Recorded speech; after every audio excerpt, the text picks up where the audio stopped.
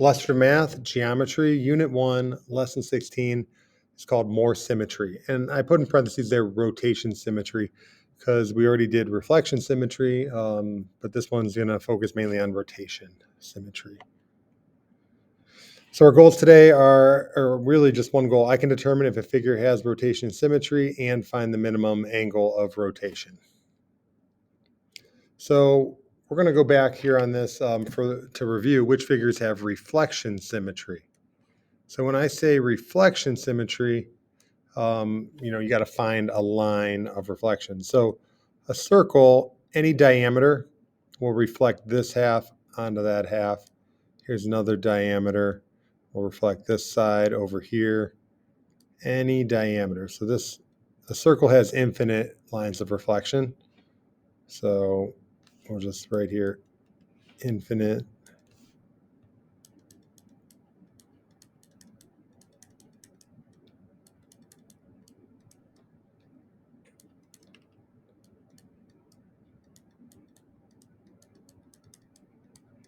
Okay, come over here. This is an isosceles triangle. This will have one line of reflection right down the middle. So this will have one line of reflection.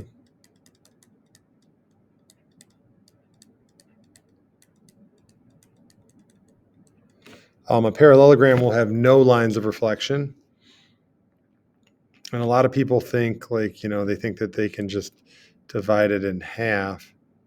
But remember, if I were to reflect point A across this line, you have to make A be perpendicular. If I reflect it over here to C, you can see those aren't perpendicular. You have to swing it out until it's 90 degrees.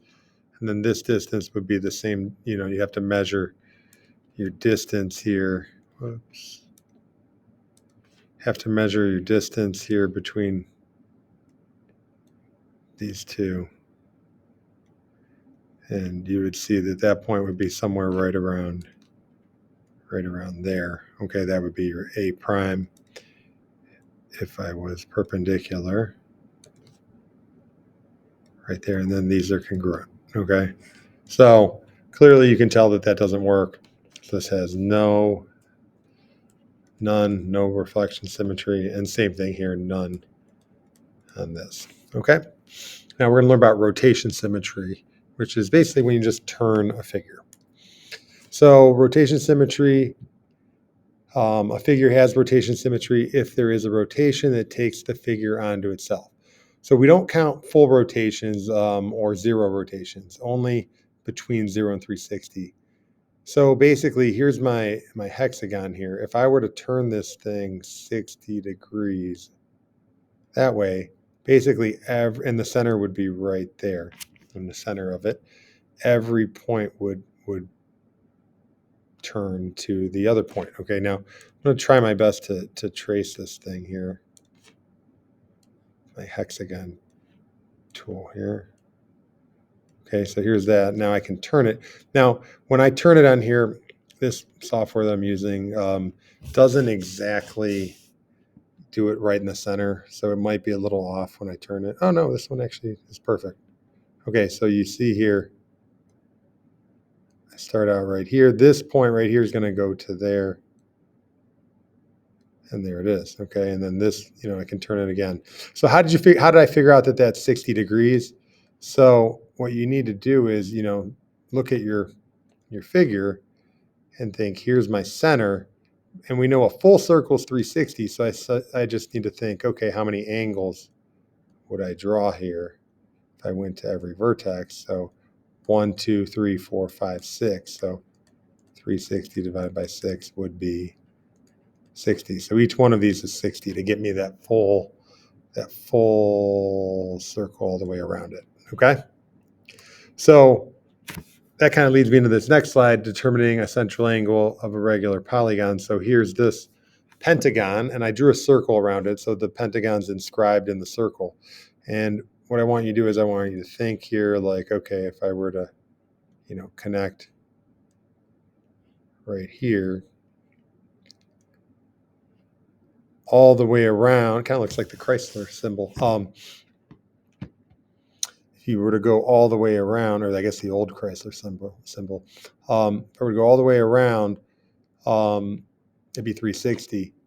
And there's 5 angles there, 1, 2, 3, 4, 5. So 360 divided by 5 is 72, I believe. Okay. Same thing here. Here's your center. 1, 2, 3 right there. So 1, 2, 3 angles, 360 divided by 3, 120. So each one of these is 120. So these have rotation symmetry. You really only need to turn it 72 degrees and it will map onto itself. Okay. You could do any multiple of 72. You could do 72 times 2. That would get you there as well. So let's try to draw this here.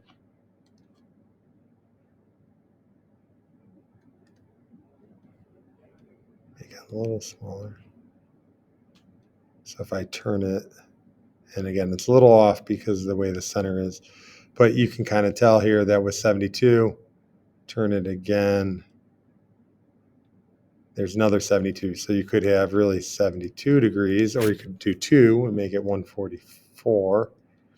You could add another 72, and that would be, what's that?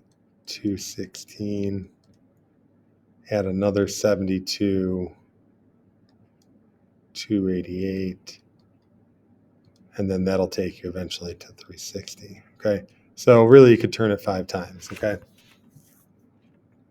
So I'm not going to put the 360 because that's a full rotation, but basically you could, take this point, turn it 72, turn it another 72, turn another 72, turn another 72, and all the way back. But we don't count the 360. Okay. Then this would be 120 to rotate this point to there, and then another 120 to get to here, and another 120. Okay. So does a rectangle have rotation symmetry? So think of this as the center here. And a good way to do this is to trace this and put your pencil right in the center. And if you look here, if I take it all the way down here, and again, pardon my center, this thing does not rotate it perfectly in the center, but had I put my pencil right in the middle, it would have rotated the same thing. So I had to go from the top all the way to the bottom. So again, remember, full circle is 360. So I went half a circle, 180. Okay. So this rectangle has rotation symmetry, 180 degrees is the minimum. Pentagon, okay, we kind of already talked about it. There's 1, 2, 3, 4, 5. So 360 divided by 5, we said was 72. So 72 degrees would be the minimum. Okay, and it'll rotate to there. Whoops, didn't mean to do that. All right, an equilateral triangle. Again, we already talked about that. It'd be 120. Now, on this isosceles trapezoid, so trapezoid is one pair of parallel sides. Isosceles meaning these are congruent. This one, I'm going to start turning this thing, and you can see here, it flips it upside down. It doesn't get back to where we started until we do a full 360. So this would have no rotational symmetry.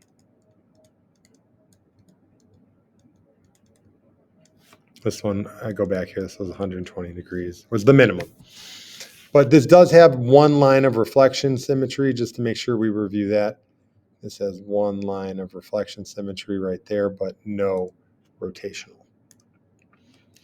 Your rectangle that is a square.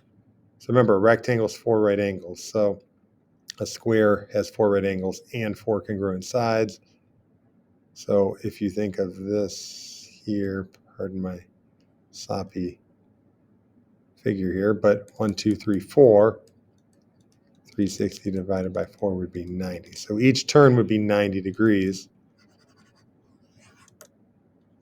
So I'm going to turn this here 90 degrees. And there you go. Maps it onto itself. Now, again, my center on this program is a little off. It's not mapping it perfectly onto itself, but if I were to, if I were to put a square right here and rotate it 90 degrees,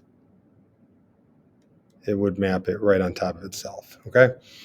Parallelogram that's not a rhombus, this is going to be 180 again.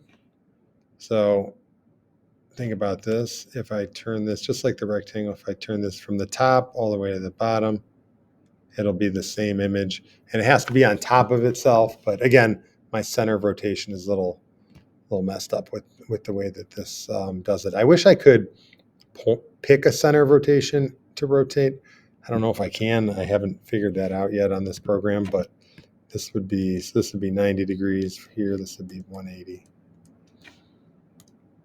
All right, a parallelogram that is a rhombus. Again, that would be another 180 because I'm going to turn this. Now, the best way to do this at home, too, is maybe pause the video and trace these with tracing paper and put your pencil right in the middle. And you can find the middle by connecting the diagonals. That's a good way to do it. And then just you're gonna rotate. This would be 90.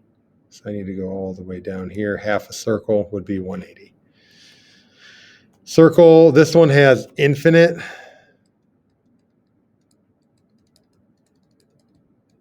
rotations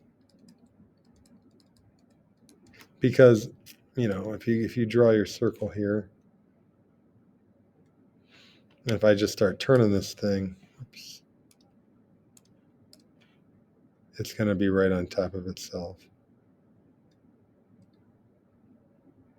See how it just turns and it stays on top of itself? Okay, so I could turn 1 degree, I could turn a half a degree, I could turn 90 degrees. It'll always map itself onto itself, okay? All right, so I'm going to go now to a website just to give you a couple animations of this. So here's another figure. All right, a little different than a regular shape, but we're going to do an animation here. So this is you're going to think of like right here to right there as a 90-degree angle. So the smallest angle of rotation is 90 degrees. I want you to watch the animation here. That's a little bit better because it stays right in the center and it does it real well. So I'll do it again. There's your 90 degree. But if I want to do two 90s, it would be like kind of 180, right? So let's do 90 and another 90. It goes all the way down there. You do three 90s. That would get you 270. 90, 90, 90. There it goes. And a full circle 360. Obviously, you could rotate anything 360 and it'll go back to itself. There it is. Okay. So there's one. Let's try a new one here. Ooh, that one's kind of weird. But you could figure out full circles 360. It looks like I just have to turn it. Looks like there's 1, 2, 3, 4, 5, 6, 7, 8. Think of them like kind of like a fan blade. There's 8 of them. So if I do 360 divided by 8, I should get 45. So I'm going to say it has rotation symmetry, and I think 45 degrees is the smallest amount. So there it is. You see how it maps it onto itself. Obviously, the center of rotation is right there in the middle. But again, any multiple of 45. So if I want to do two 45s, I could try 90 and it still works. Or three 45s would be 135. You see it right there. Turns three 45s and it still matches up. Okay, so that has rotational symmetry. Let's try another one here. Let's try one with no symmetry. So this does not have rotational symmetry. I'll show you that it doesn't. Just I'll type in some random. It says has, but this is it does not have. But the only way for me to use this software is to type in some numbers. So there's 45. Maybe 90, 180. Still doesn't work. 270. Doesn't work. So all the way back a full 360, but we don't say 360 has rotational symmetry. All right, let's try another one here. this is called a kite. You have two congruent consecutive sides next to each other. This does not have rotation symmetry, but I'm going to put here that it has. I'm going to try it. Try 180. A lot of people think 180 on this, but look, you see how it does not match up? All right, so the only way to do it would be a full 360, which we do not consider that to have rotational symmetry. Let's do another one.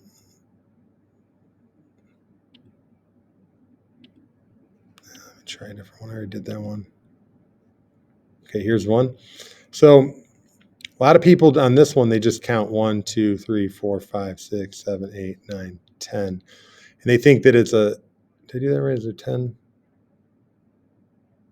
1, 2, 3, 4, 5, 6, 7, 8, 9, 10. Yeah. A lot of people think, oh, it's just a 36-degree angle. But if you look at the notches here, this one right here has to go all the way to here.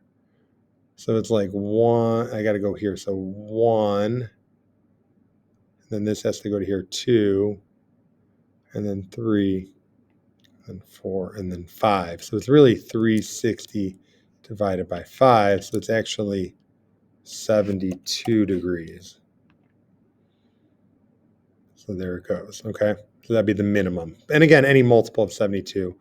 Try 72 times 2 would be 144. And there you go. It still lines up. All right.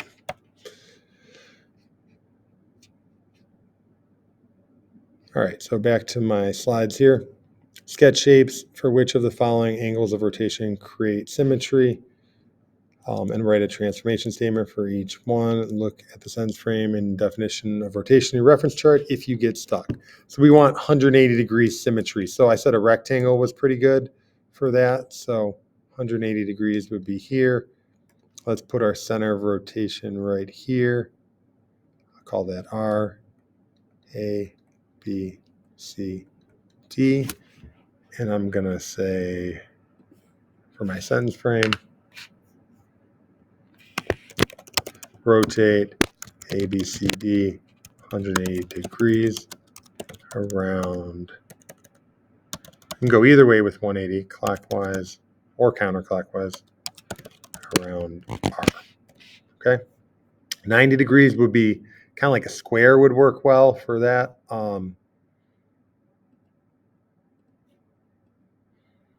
So 90 degrees would be right here. If I put my center of rotation right there in the middle, and then let's call this P and X, Y, Z, W. So I would say 90 degrees because this Z will go to that Y. So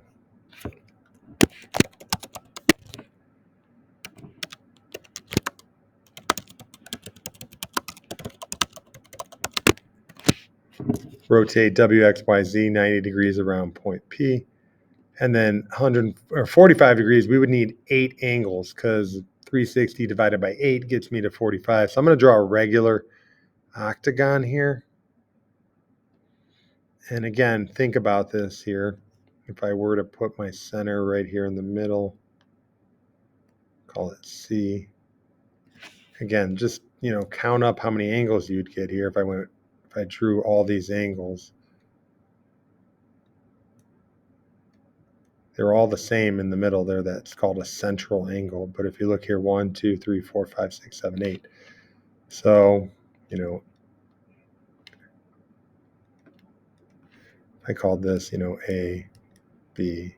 I already used C. Maybe I'll change this. I'll change this to O, B, C, D, E, F, G, H.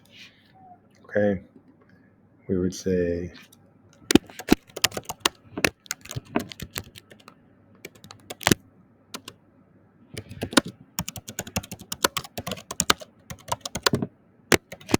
rotate A, B, C, D, E, F, G, H 45 degrees around point O. I guess I didn't put a direction because I guess it doesn't matter. But, maybe for both of these, I guess I'll put clockwise around all of them because you should put a direction. All right. So there you go. All right, next thing, quadrilateral ABCD has both reflection and rotation symmetry. What type of quadrilateral could ABCD be? Show or explain your reasoning. All right, quadrilateral means four sides. So we know that parallelograms have no reflection symmetry. So it would have to be either a rectangle or a square, I guess. So a rectangle here, this is gonna, this is gonna have reflection symmetry right down the middle, right down the middle. It's a little off. Okay, no diagonals with rectangles. And then your rotation is gonna be 180, okay? So two lines of symmetry for reflection.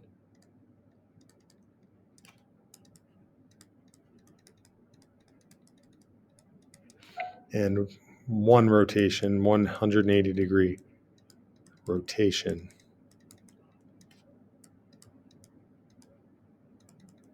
Symmetry, okay? All right, I think that's it for this lesson. Hope you enjoyed it, and thanks for watching. We'll see you next time.